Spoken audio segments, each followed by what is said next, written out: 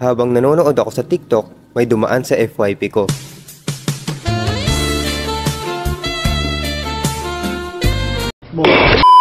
Kaya, tinignan ko ang profile niya at may nakita ako.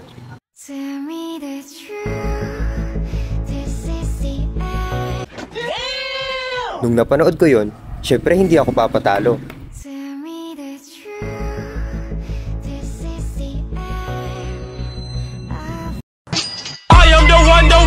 At ayun, nung nakita ko siya, na-attract din ako sa fashion style niya. Kaya nag-decide akong i-drawing siya.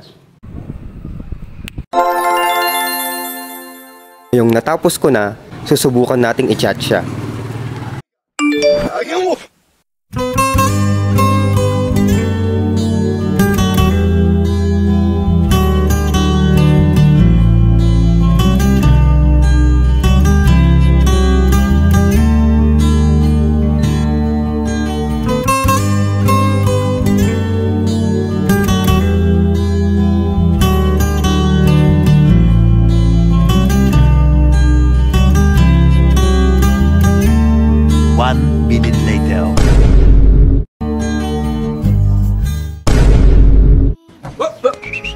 Kaya dahil dyan, bago ang lahat, may na-request ako.